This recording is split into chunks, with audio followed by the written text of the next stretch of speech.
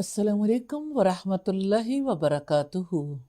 नहमदुहू व नुसल्ली अला रसूलिहिल करीम। अम्मा बाद फ़ाऊज़ु बिल्लाहि मिनश शैतानिर रजीम। बिस्मिल्लाहिर रहमानिर रहीम। रब्बिश्रह ली सदरी व यस्सिर ली अमरी वहलुल उक़दतम मिन लिसानी यफ़क़हू क़ौली।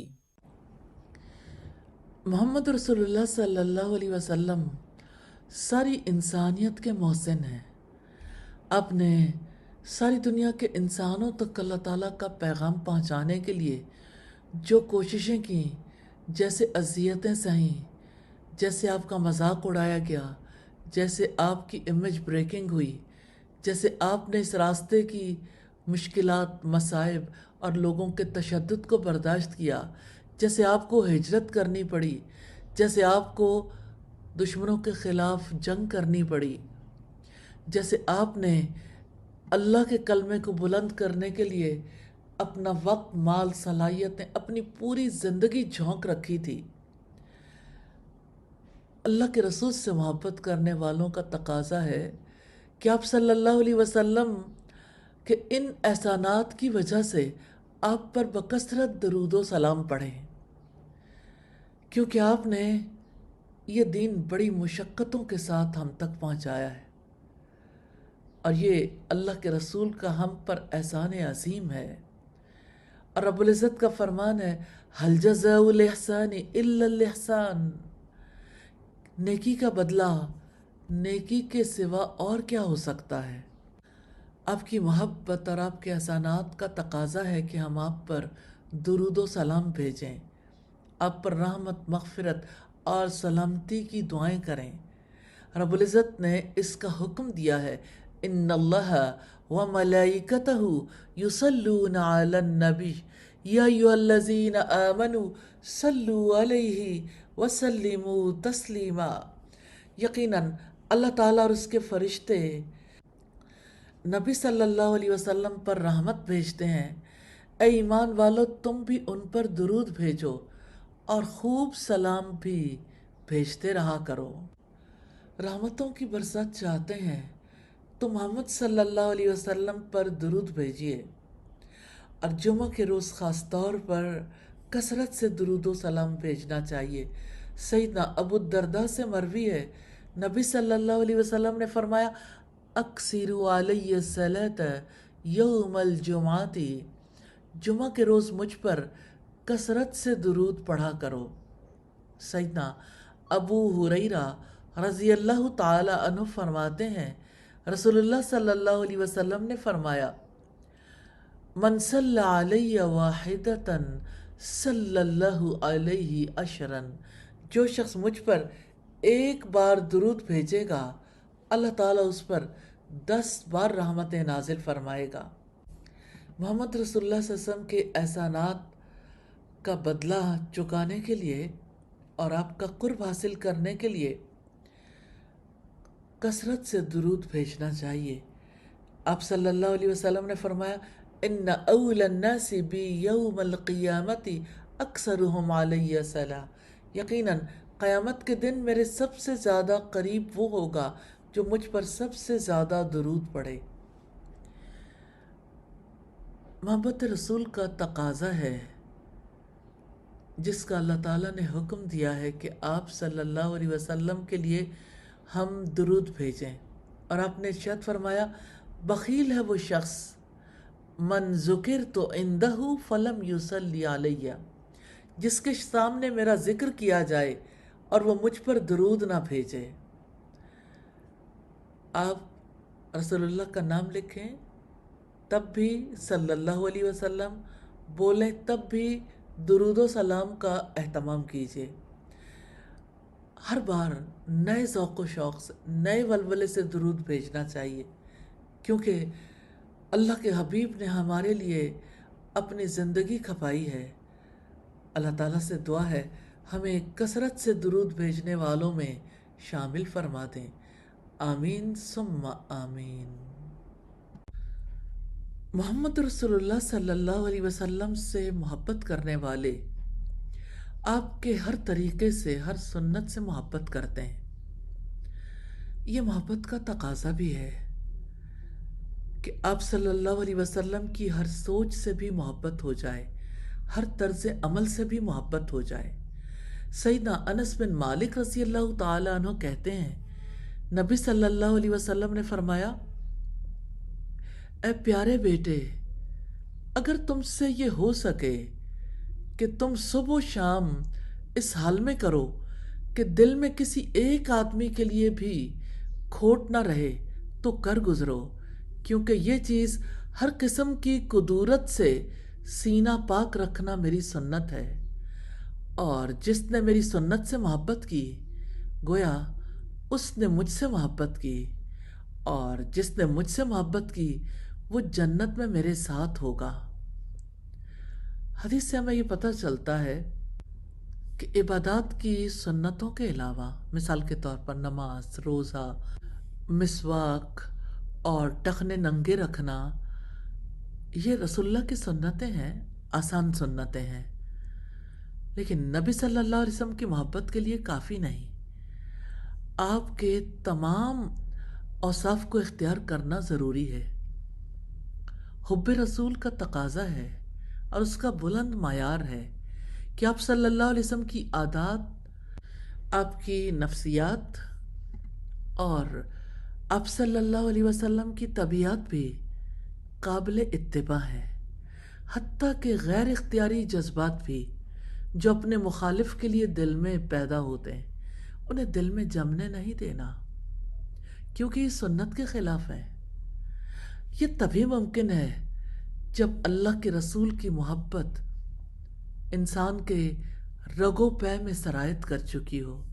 اللہ تعالیٰ سے دعا ہے ہمیں نبی صلی اللہ علیہ وسلم کی ہر سنت پر عمل پیرا ہونے کی توفیق عطا فرمائے، ہمیں سچی محبت کرنے والوں میں شامل فرمائے، آمین ثم آمین۔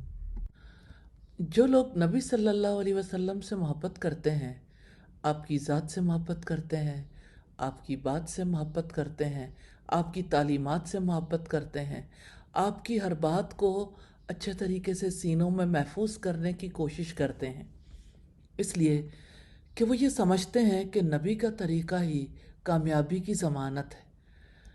صحابہ کرام حدیث رسول کو محفوظ کرنے کے لیے ہر وقت تیار رہتے تھے۔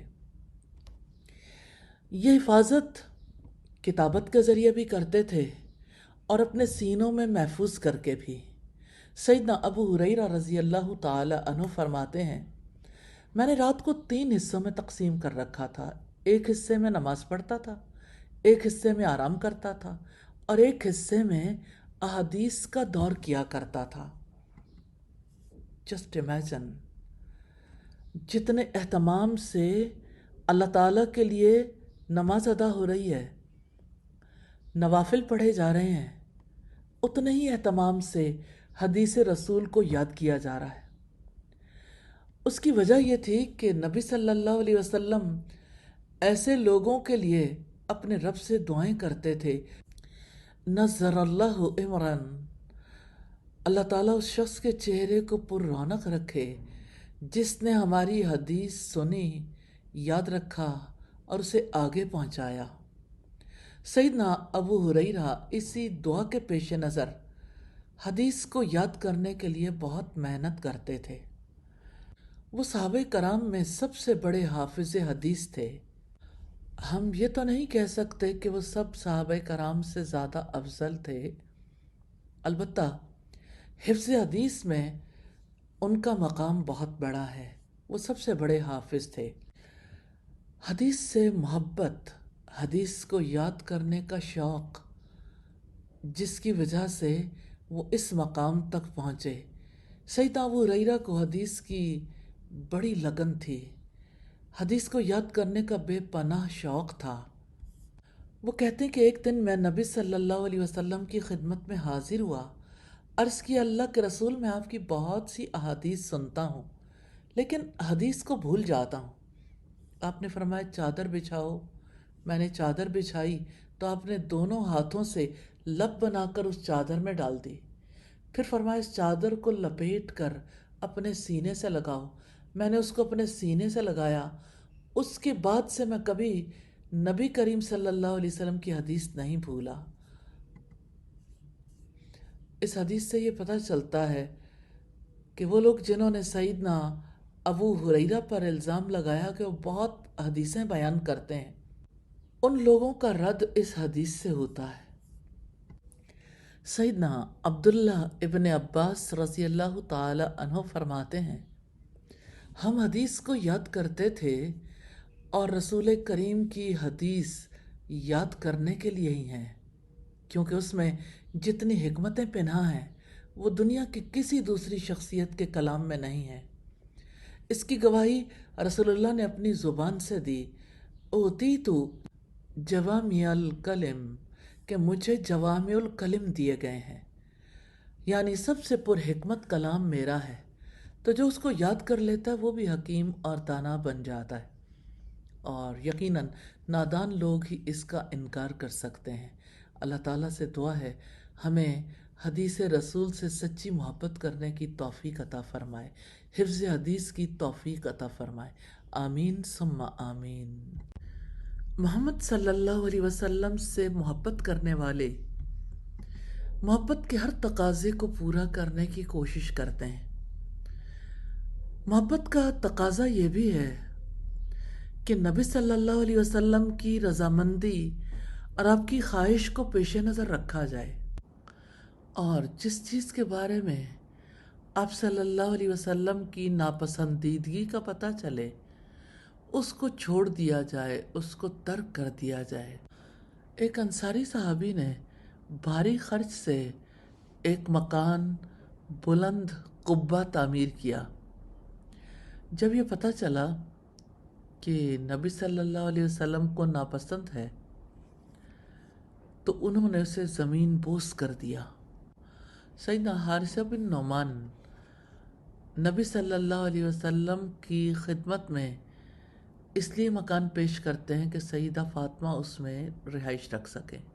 صحابہ کرام نے نبی صلی اللہ علیہ وسلم کی ناپسند کے باعث کیسے سونے کی انگوٹھیوں کو پھینک دیا اور پھر نہیں اٹھایا، اللہ اکبر۔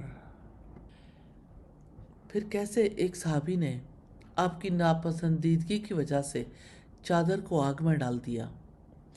جو دروازہ مسجد نبوی کے دروازوں میں سے خواتین کے لیے مختص تھا، سیدنا عبداللہ ابن عمر زندگی بھر اس دروازے سے مسجد میں داخل نہیں ہوئے۔ اگر آپ چاہیں کہ نبی صلی اللہ علیہ وسلم کی پسند اور مرضی کو پیش نظر رکھیں تو اس کا علم قرآن مجید سے، سنت رسول سے، سیرت اور فقہ کی کتابوں سے معلوم کیا جا سکتا ہے۔ اللہ تعالیٰ ہمیں ان کا علم حاصل کرنے کی توفیق عطا فرمائے، آمین ثم آمین۔ محمد رسول اللہ صلی اللہ علیہ وسلم کی بات حق ہے، آپ پر ایمان لانا حق ہے، آپ کی اتباع کرنا آسانی میں، پریشانی میں، سستی میں، چستی میں، اچھے حالات میں، برے حالات میں، ہر حال میں اتباع کرنا فرض ہے۔ کوئی شخص آپ کو فالو کیے بغیر مسلمان نہیں ہو سکتا۔ رب العزت نے فرمایا، لَقَدْ كَانَ لَكُمْ فِي رَسُولِ اللَّهِ أُسْوَةٌ حَسَنَةٌ، بلا شبہ یقیناً تمہارے لیے اللہ کے رسول کی ذات میں بہترین نمونہ ہے، لمن کان یرجو اللہ والیوم الآخر، جو اللہ اور آخرت کے دن پر ایمان رکھتا ہے اور اللہ تعالیٰ کو کثرت سے یاد کرتا ہے۔ یہ آیت نبی صلی اللہ علیہ وسلم کی اتباع آپ کو فالو کرنے کے تعلق سے اصل اور بنیاد ہے۔ اتباع کیا ہے؟ ہم ویسے ہی کریں جیسے آپ نے کیا، اسی کیفیت سے کریں جیسی کیفیت سے آپ نے کیا۔ آپ نے جس کو چھوڑ دیا ہم اسے چھوڑ دیں، آپ کے آداب اور اخلاق حسنہ کو اپنائیں۔ اگر آپ نے کوئی بات کہی ہم اسی کی مانند کہیں، اگر کوئی کام کیا اسی کی طرح کریں۔ اگر کوئی چیز آپ نے چھوڑ دی ہے اور یہ آپ کے ساتھ خاص نہیں ہے تو ہم بھی چھوڑ دیں۔ اگر آپ نے کسی چیز کی تحقیر کی ہم بھی اسے حقیر جانیں۔ آپ نے کسی چیز کو پسند کیا، ہم اسے پسند کریں اور اس سے راضی ہو جائیں۔ آپ کسی چیز سے رک گئے، ہم بھی رک جائیں۔ ہمارے لیے جائز نہیں ہے کہ اس سے آگے بڑھیں یا پیچھے ہٹیں۔ اللہ سبحانہ و تعالی اور رسول اللہ کی طرف کوئی بات منسوب کرنا بڑا جرم ہے، جس کی سزا جہنم کے سوا کچھ نہیں۔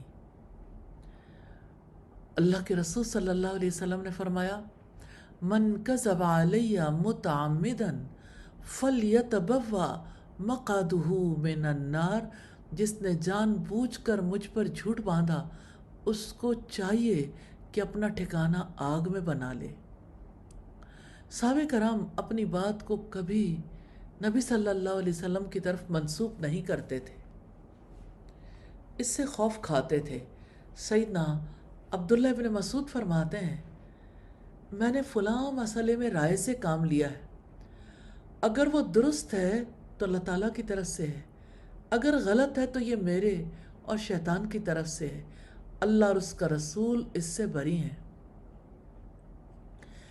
اندازہ کیجئے کہ اپنے علم کے بارے میں مکمل چھان بین کے باوجود صحابہ کرام کہتے تھے کہ اگر میری رائے، میرا فتویٰ قرآن اور حدیث کے خلاف آ جائے تو یہ شیطان کے بہکاوے کی وجہ سے ہے، اس کا اللہ اور اس کے رسول سے تعلق نہیں ہے۔ کسی شخص کا یہ حق نہیں ہے کہ اپنی یا کسی علم والے کی رائے کو رسول اللہ کی بات پر فوقیت دے۔ اللہ تعالی ہمیں اپنے نبی کی بات کو، ان کی تعلیمات کو سب سے اوپر رکھنے کی توفیق عطا فرمائے۔ اللہ سبحانہ و تعالی اور محمد صلی اللہ علیہ وسلم نے جو کچھ کہا ہمارے لیے وہ حق ہے۔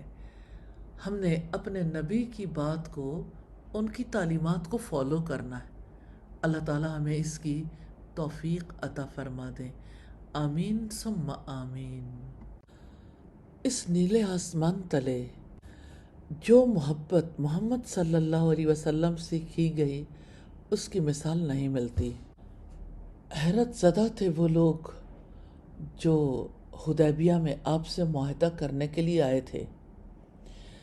انہوں نے جب آپ صلی اللہ علیہ وسلم سے صحابہ کرام کی محبت کو دیکھا تو جا کے مکہ والوں کو بتایا، اس شخص کا راستہ چھوڑ دو، اللہ کی قسم ہم نے بادشاہوں کے دربار دیکھے ہیں لیکن کبھی کسی درباری کو ایسی محبت کرتے نہیں دیکھا۔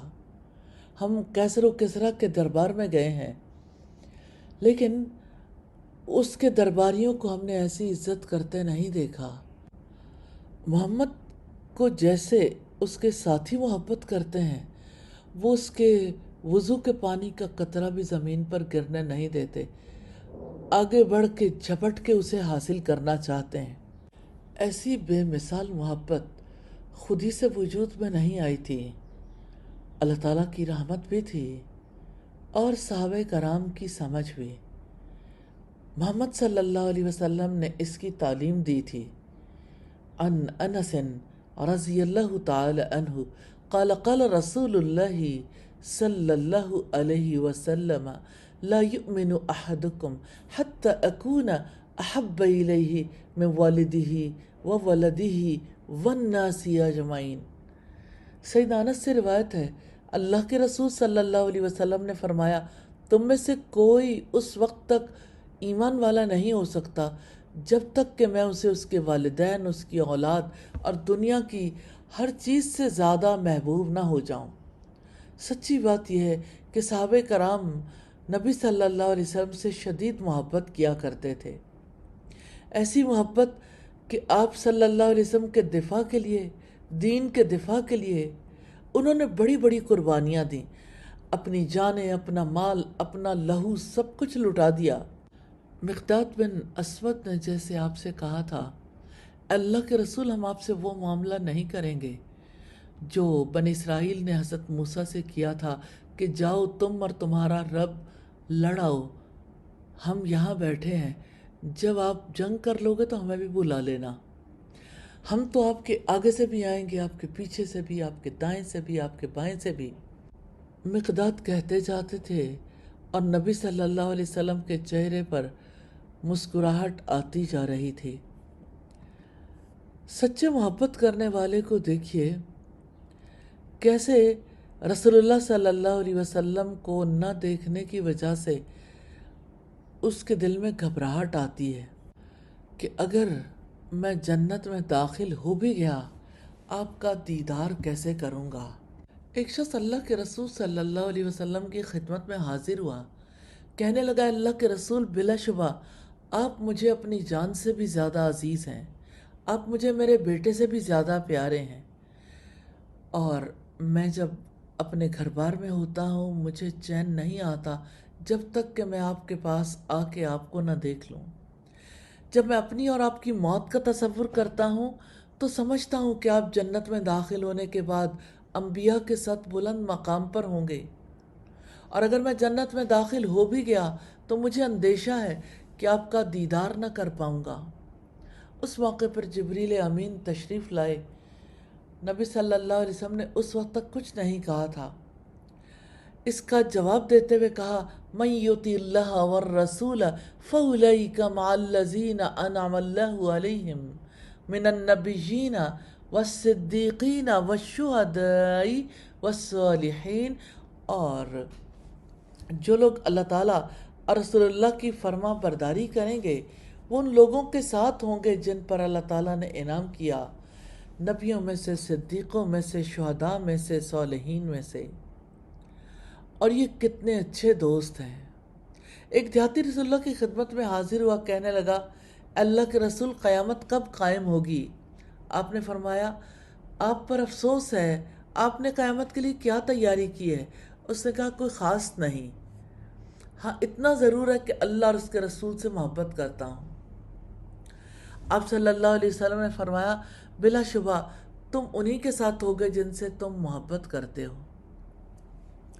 تب صحابہ کرام کہتے ہیں ہم نے بھی عرض کیا کہ ہمارا بھی یہی حال ہوگا؟ آپ نے فرمایا ہاں۔ یہ سن کر ہم بہت زیادہ خوش ہوئے کیونکہ وہ آپ سے محبت کرتے تھے۔ تو آپ کی وفات کے بعد بھی انہوں نے اس طرز عمل کو جاری رکھا۔ اس محبت میں صحابہ کرام کی حالت یہ تھی آپ جو بھی کرتے وہی کام کرنا شروع کر دیتے تھے، حتیٰ کہ انہوں نے آپ کی وفات کے بعد بھی اس طرز عمل کو جاری رکھا۔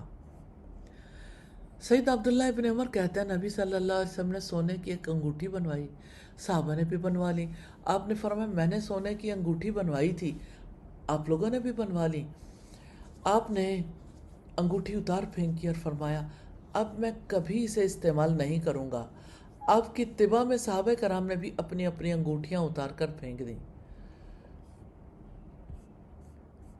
یہ ہے سچی محبت۔ اللہ تعالیٰ سے دعا ہے ہمیں بھی محمد رسول اللہ صلی اللہ علیہ وسلم سے سچی محبت کرنے والوں میں شامل فرما لیں، آمین ثم آمین۔ محمد صلی اللہ علیہ وسلم سے محبت کرنے والوں میں آپ کے قریبی ساتھی پیش تھے۔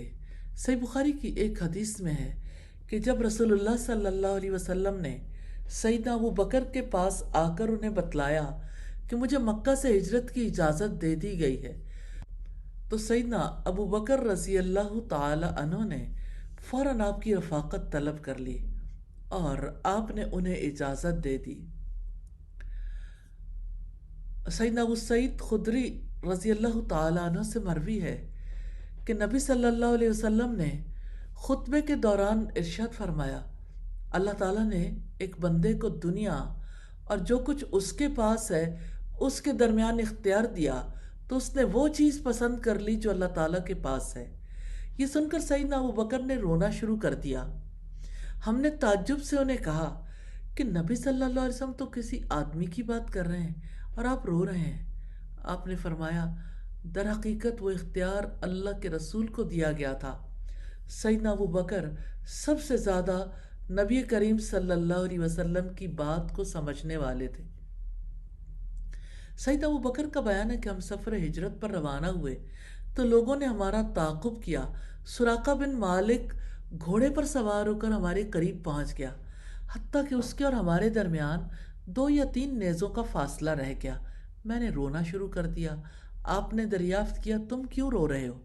میں نے جواب دیا، اللہ کی قسم، میں اپنے لیے نہیں بلکہ آپ کی جان کو خطرے میں دیکھ کر رو رہا ہوں۔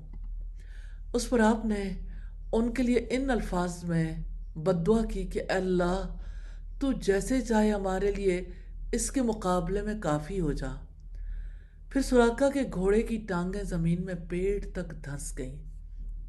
سیدہ عائشہ رضی اللہ تعالی عنہ بیان کرتی ہیں کہ جب سیدنا ابو بکر کی وفات کا وقت قریب آیا تو انہوں نے دریافت کیا، اللہ کے رسول کس روز فوت ہوئے تھے؟ جواب دیا گیا، سوموار کو۔ پھر انہوں نے پوچھا، آج کون سا دن ہے؟ بتایا گیا، سوموار۔ تو انہوں نے فرمایا، اگر آج رات میرا انتقال ہو جائے تو کل تک میری تجہیز و تکفین کو مؤخر نہ کرنا۔ یقیناً تمام دنوں اور راتوں سے مجھے وہ دن اور رات سب سے زیادہ پیارے ہیں جو رسول اللہ صلی اللہ علیہ وسلم کے سب سے زیادہ قریب ہیں۔ محبت کرنے والوں نے کیسے کیسے محبت کی۔ الہی ہمیں بھی ایسی سچی محبت نصیب فرما دیجیے، آمین ثم آمین۔ محمد صلی اللہ علیہ وسلم کی نماز اللہ تعالیٰ کو سب نمازوں سے زیادہ محبوب تھی۔ آپ کا طریقہ بہترین طریقہ، آپ کی سنت کامیابی کا راستہ۔ آپ کے رکوع کی سنتوں کو دیکھیں گے۔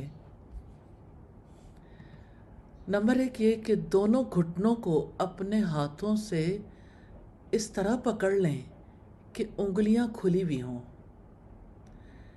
نمبر 2 حالت رکوع میں پیٹھ کو سیدھا رکھیں، نہ سر بہت نیچے کیے ہوئے، نہ سر بالکل درمیان میں رکھ۔ نمبر 3 اپنے سر کو پیٹھ کے برابر رکھیں، سر پیٹھ سے اوپر ہو نہ نیچے۔ اور نمبر 4 اپنے بازوؤں کو اپنے پہلوؤں سے دور رکھنا، یعنی انہیں ساتھ چمٹا کر نہ رکھنا۔ تو یہ 4 چیزیں ہیں، اور چاروں میں اگر آپ دیکھیں تو یہ پوزیشن ہے نا، یعنی گھٹنوں پہ ہاتھ کس طرح سے رکھنے ہیں کہ انگلیاں کھلی بھی ہوں، پیٹھ کو کیسے سیدھا رکھنا ہے، نہ اوپر نہ نیچے، سر کیسا ہو اور بازو کیسے ہوں۔ اللہ تعالیٰ سے دعا ہے ہمیں نبی صلی اللہ علیہ وسلم کی ان سنتوں پر عمل کرنے کی توفیق عطا فرمائے، آمین ثم آمین۔ سجدہ رب کے قرب کا ذریعہ ہے۔ رب العزت کا فرمان ہے، وَاسْجُدْ وَاقْتَرِبْ، سجدہ کرو اور قریب ہو جاؤ۔ سجدہ کیسے کریں؟ نبی صلی اللہ علیہ وسلم کی سجدے کی سنتوں کو دیکھیں گے۔ آپ صلی اللہ علیہ وسلم اپنے بازوؤں کو اپنے پہلوؤں سے دور رکھتے تھے، اور دوسرے اپنے پیٹ کو اپنی رانوں سے الگ رکھتے تھے، اور اپنی رانوں کو اپنی پنڈلیوں سے جدا رکھتے تھے۔ سجدے کی پوزیشن ہے، بازو الگ رکھ کے دیکھیں، پھر آپ جب سجدے میں جائیں تو پیٹ کو رانوں کو پنڈلیوں سے جدا رکھیں، اور سجدے کی حالت میں اپنے گھٹنوں کے درمیان فاصلہ رکھیں۔ آپ صلی اللہ علیہ وسلم اپنے پاؤں کو کھڑا رکھتے تھے، پاؤں کی انگلیوں کو زمین پر قبلہ رخ رکھتے تھے، پاؤں کو ملا کر رکھتے تھے، اپنے ہاتھوں کو کندھوں یا کانوں کے برابر رکھتے تھے، اور ہاتھوں کو کھلا رکھتے تھے، ہاتھوں کی انگلیوں کو ملا کر رکھتے تھے اور انہیں قبلہ رخ رکھتے تھے۔ اب آپ دیکھیے کہ آپ ان سنتوں کو یاد کرنا چاہتے ہیں تو سب سے پہلے سجدے کی پوزیشن ہے، تو اس کے بارے میں 4 سنتیں ہیں۔ اور پھر پاؤں کی پوزیشن ہے، تو پاؤں کی انگلیاں قبلہ رخ ہوں اور پاؤں ملا کر رکھیں۔ اس کے بعد ہاتھ ہیں، ہاتھوں کی 4 سنتیں، کندھوں یا کانوں کے برابر رکھنا، کھلا رکھنا، انگلیوں کو ملا کر رکھنا۔ ہاتھوں کو کھلا رکھنے سے مراد یہ کہ 2 الگ الگ طرف ہوں، اور انگلیوں کو ملا کر رکھنے سے مراد یہ کہ انگلیاں کھلی بھی نہ ہوں، اور انگلیوں کا رخ قبلے کی سمت رکھنا۔ جب آپ یاد رکھیں گے، اچھے طریقے سے ذہن نشین رہیں گی تو انشاءاللہ آپ ان سنتوں کو فالو کرنے کے قابل بھی ہوں گے۔ اللہ تعالی ہم سب کو توفیق عطا فرمائے، آمین ثم آمین۔ کیا آپ نبی صلی اللہ علیہ وسلم جیسی نماز پڑھنا چاہتے ہیں؟ نبی صلی اللہ علیہ وسلم جیسی نماز بھلا کس کی ہوگی؟ آپ کی سنت، آپ کا طریقہ سب سے افضل، اور وہی اللہ تعالیٰ کے نزدیک ایکسیپٹیبل ہے۔ آپ جب 2 سجدے کرتے تھے، یعنی نماز میں 2 سجدوں کے درمیان جلسہ کرتے تھے، بیٹھتے تھے، اس میں آپ کا طریقہ کار کیا تھا؟ اس جلسہ کی 2 کیفیات ہیں۔ نمبر 1، دونوں پاؤں کو کھڑا کر کے ایڑیوں پر بیٹھنا۔ دوسری یہ کہ دائیں پاؤں کو کھڑا رکھنا اور بائیں پاؤں کو بچھا کر اس پر بیٹھ جانا۔ تو دونوں میں سے کوئی طریقہ کار بھی اختیار کر سکتے ہیں۔ دوسری سنت ہے اس جلسہ میں طوالت کرنا، یعنی لمبا جلسہ، کیونکہ نبی صلی اللہ علیہ وسلم اس میں اس قدر طوالت کرتے تھے کہ سمجھا جاتا تھا شاید آپ بھول گئے۔ ہاں، ایک بات یاد رکھیے گا، پہلی اور تیسری رکعت میں دوسرے سجدے کے بعد دوسری اور چوتھی رکعت کے لیے اٹھنے سے پہلے بھی ایک جلسہ مسنون ہے جسے جلسہ استراحت کہا جاتا ہے۔ اس جلسہ کی کوئی دعا نہیں، مراد یہ ہے کہ جب آپ ایک سجدہ کریں گے، بیٹھیں گے، یہ جلسہ ہے۔ اب آپ سجدے میں گئے اور پہلی رکعت ہے یا تیسری، تو آپ نے اٹھنا ہے دوسرے سجدے کے بعد، تھوڑا سا بیٹھ کے اٹھیں گے، اچانک سجدے سے ڈائریکٹ نہیں اٹھیں گے۔ اللہ تعالیٰ ہمیں نبی صلی اللہ علیہ وسلم کی ہر سنت پر عمل کرنے کی توفیق عطا فرمائے، آمین ثم آمین۔ محمد رسول اللہ صلی اللہ علیہ وسلم نماز اشراق کے بعد کیسی مصروفیات میں ہوتے تھے؟ آپ صلی اللہ علیہ وسلم کہیں مقدمات کا فیصلہ کرتے، کہیں لوگوں کے درمیان فیصلے کرتے، کہیں کسی کو بلا کر کسی کام کے لیے روانہ فرماتے، کہیں لوگوں کی غلطیوں پر ان کو تنبیہ کرتے۔ یہ آپ کی پاکیزہ مجالس کا وقت تھا۔ آپ کے سامنے کہیں قیدی آتے، کہیں آپ لوگوں کو دینی تعلیمات سے روشناس کروانے کا حکم دیتے۔ ایک قصاص کا معاملہ نبی صلی اللہ علیہ وسلم کے پاس آتا ہے، آپ اس پر غور کرتے ہیں اور ساری بات سن کر قصاص کا فیصلہ صادر فرماتے ہیں۔ سید انس بیان کرتے ہیں کہ نضر کی بیٹی ربی نے ایک بچی کے دانت توڑ ڈالے، تو ان لوگوں نے دیت مانگی اور ربی کے گھر والوں نے معافی چاہی، لیکن وہ نہیں مانے اور نبی صلی اللہ علیہ وسلم کی خدمت میں آئے۔ آپ نے قصاص کا حکم سنایا، یعنی بدلے میں اس کے بھی دانت توڑ دیے جائیں۔ یہ سن کر سیدنا انس بن نضر نے کہا، کیا اس کے دانت توڑے جائیں گے؟ اللہ کے رسول، قسم ہے اس ذات کی جس نے آپ کو حق کے ساتھ مبعوث فرمایا، اس کے دانت نہیں توڑے جائیں گے۔ آپ نے فرمایا، اے انس، کتاب اللہ تو قصاص ہی کا حکم دیتی ہے۔ اسی اسنا میں وہ لوگ راضی ہو گئے اور معاف کر دیا، تو نبی اکرم صلی اللہ علیہ وسلم نے خوش ہو کر فرمایا، اللہ کے کچھ بندے ایسے ہیں، اگر اللہ تعالیٰ کے بھروسے پر قسم کھا لیں تو اللہ تعالیٰ ان کی قسم پوری کر دیتا ہے۔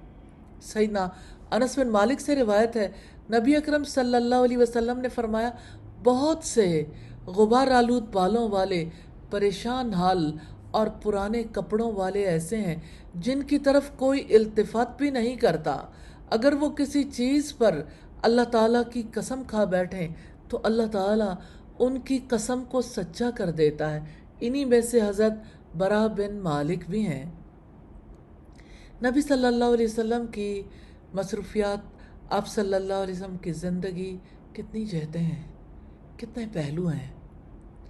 آپ معلم بھی ہیں، آپ قاضی بھی ہیں، سپہ سالار بھی ہیں، حکمران بھی ہیں، باپ بھی ہیں، شوہر بھی ہیں، آپ سسر بھی ہیں، داماد بھی ہیں، نانا بھی ہیں، اور آپ دوستوں کے دوست ہیں، اور آپ صلی اللہ علیہ وسلم کس طرح سے اللہ تعالیٰ کا پیغام پہنچانے کے لیے پیغمبر بھی ہیں۔ ایک زندگی ہے اور کامل زندگی ہے، جینا چاہتے ہیں تو ایسی زندگی جئیں، لیو لائک محمد صلی اللہ علیہ وسلم۔ نبی صلی اللہ علیہ وسلم کی حیات ہمارے لیے کیسے کیسے رنگ لیے ہوئے ہے۔ میں ایک واقعہ آپ کی نظر کرنا چاہتی ہوں۔ ایک بار ایک مجلس میں نبی صلی اللہ علیہ وسلم تشریف لائے۔ آپ نے اچٹتی نظر سے دیکھا اور پوچھا، علی کہاں ہیں؟ آپ مجلس میں ایک جانب سے اٹھ کر آگے تشریف لاتے ہیں تو نبی صلی اللہ علیہ وسلم نے فرماتے ہیں، علی آپ اپنے ہمراہ مقداد اور زبیر کو لے کر فوراً روضہ خاک کی جانب روانہ ہو جائیں۔ وہاں ایک عورت ملے گی، اس کے پاس ایک خط ہے، ہر صورت وہ اس سے لے آئیں۔ سیدنا علی بڑی تیزی سے اپنے ساتھیوں کے ساتھ وہاں سے نکلتے ہیں، گھوڑوں کو سرپٹ دوڑاتے ہوئے روانہ ہو جاتے ہیں۔ سیدنا علی فرماتے ہیں، ہم روضہ خاک پہنچے تو ہمیں ایک عورت سفر کرتی ہوئی ملی۔ ہم نے اس سے کہا، تمہارے پاس ایک خط ہے، وہ ہمارے حوالے کر دو۔ اس نے کہا، میرے پاس تو کوئی خط نہیں۔ ہم نے کہا، ہمیں یقین ہے کہ خط تمہارے پاس ہے، جلدی سے نکال دو ورنہ تمہاری تلاشی لی جائے گی۔ اس عورت نے خط اپنے بالوں سے نکال کر دے دیا، جسے لے کر ہم نبی صلی اللہ علیہ وسلم کی خدمت میں حاضر ہوئے۔ آپ صلی اللہ علیہ وسلم نے وہ خط کھولا تو اس میں تحریر تھا، حاطب بن ابی بلتع کی طرف سے مشرکین مکہ کے نام۔ خط کے متن میں رسول اللہ کے بعض حالات کی مشرکوں کو خبر دی گئی تھی، اور یہ رسول اللہ صلی اللہ علیہ وسلم کی زندگی کی روٹین تھی کہ آپ جب کسی سفر پر روانہ ہوتے تو یہ نہیں بتاتے تھے کہ ہمارا رخ کس جانب کو ہے، یعنی خاص طور پر جب جہاد کے لیے نکلتے تاکہ دشمن پہلے سے آگاہ نہ ہو جائے۔ جب آپ مکہ فتح کرنے کے لیے نکلے تو اس موقع پر آپ نے اس کے بارے میں صحابہ کرام سے ڈسکشن کی۔ اسی کے نتیجے میں حاطب بن ابی بلتع نے یہ خبر مشرکوں کو بھجوائی تھی۔ آپ صلی اللہ علیہ وسلم کو جب یہ سارے حالات پتہ چلے تو آپ نے حاطب کو بلا کر پوچھا، یہ سب کیا ہے؟ حاطب نے عرض کیا، اللہ کے رسول، مجھے سزا دینے میں جلدی نہ کیجیے، میں اصل حقیقت آپ کو بتاتا ہوں۔ واقعہ یہ کہ میں قریش خاندان کا فرد نہیں ہوں، لیکن میرا شمار الحقی طور پر انہی میں ہوتا ہے۔ آپ کے ساتھ جو مہاجرین ہیں ان کے رشتہ دار مکہ میں موجود ہیں، جن کی وجہ سے ان کے مال و دولت اور اہل و عیال کی وہ حفاظت کرتے ہیں۔ میں نے ان حالات میں یہ سوچا، چونکہ میرا نسبی تعلق ان سے نہیں ہے، اس لیے ان پر کوئی احسان رکھوں تاکہ وہاں پر موجود میرے رشتہ داروں کی وہ حفاظت کریں۔ میں نے یہ کام کافروں کی حمایت کی وجہ سے نہیں کیا، نہ ہی میں اپنے دین کو چھوڑنے کا تصور کر سکتا ہوں۔ اسلام لانے کے بعد کفر کی طرف لوٹنا قطعاً مجھے مرغوب نہیں ہے۔ اتنے میں سیدنا عمر بولے، اللہ کے رسول، مجھے اجازت دیجئے میں اس منافق کی گردن اڑا دوں۔ آپ نے فرمایا، حاطب سچ کہہ رہا ہے عمر، تم جانتے ہو یہ بدر میں شریک ہو چکا، اور تمہیں جان لینا چاہیے کہ اہل بدر کے متعلق اللہ تعالیٰ نے فرمایا، تم جو چاہو کرو، میں نے تمہاری مغفرت کر دی ہے۔ ان کی سچائی کو دیکھ کر نبی صلی اللہ علیہ وسلم نے انہیں معاف کر دیا، اور یوں معاملہ ختم ہو گیا۔ اللہ اکبر! آپ صلی اللہ علیہ وسلم کیسے معاملات کی تحقیق بھی کرتے تھے، نقصان سے بچاؤ کے لیے کس طرح سے آپ نے کوشش کی کہ خط کہیں ابو سفیان کے ہاتھ نہ لگ جائے، اور حضرت علی وغیرہ کو روانہ کیا۔ اور آپ یہ دیکھیے کہ اس کے جو اثرات مرتب ہوئے، ایک صحابی نے نبی صلی اللہ علیہ وسلم کے کانفیڈنس کو گین کیا کہ میں نے اگرچہ خطا کی ہے لیکن آپ خفا نہیں ہیں۔ اللہ تعالیٰ سے دعا ہے ہمیں بھی فراست نصیب فرمائے، اور ہمیں بھی محمد صلی اللہ علیہ وسلم کی زندگی جیسی زندگی گزارنی نصیب فرمائے۔ آمین ثم آمین۔ لیو لائک محمد صلی اللہ علیہ وسلم۔ محمد رسول اللہ صلی اللہ علیہ وسلم کی مجالس کس قدر قیمتی تھیں۔ اب کہیں ان مجالس میں فیصلے کر رہے ہوتے تھے، لوگوں کی کنفیوژنس کو حل کر رہے ہوتے تھے، کہیں تعلیم دیتے تھے، کہیں اللہ تعالیٰ کی محبت سکھاتے تھے، کہیں زندگی گزارنے کے لیے طریقے سکھاتے تھے۔ مختلف قسم کے لوگوں کی آمد و رفت کا سلسلہ جاری رہتا تھا۔ آپ ان لوگوں کا استقبال بھی کرتے، انہیں دین سکھاتے تھے۔ ایک اہم واقعہ آپ کی خدمت میں پیش کرنا چاہتی ہوں۔ ایک بار ایسا ہوا کہ آپ کی مجلس میں چند قیدی لائے گئے۔ ان قیدیوں میں ایک عورت بھی تھی۔ وہ جس بچے کو دیکھتی تھی پکڑ کر اپنی چھاتی سے چمٹا لیتی تھی، اس کو پیار کرتی، اسے دودھ پلاتی۔ اس کا بچہ دوران جنگ اس سے بچھڑ گیا تھا، اس لیے وہ جس بچے کو دیکھتی اپنا بچہ سمجھ کر سینے سے لگانا چاہتی تھی۔ صحابہ کرام فرماتے ہیں کہ نبی صلی اللہ علیہ وسلم نے ہم لوگوں سے مخاطب ہو کر فرمایا، تمہارا کیا خیال ہے، یہ عورت اپنے بچے کو آگ میں ڈال سکتی ہے؟ ہم نے عرض کیا نہیں، اگر یہ قدرت رکھے تب بھی آگ میں نہ ڈالے۔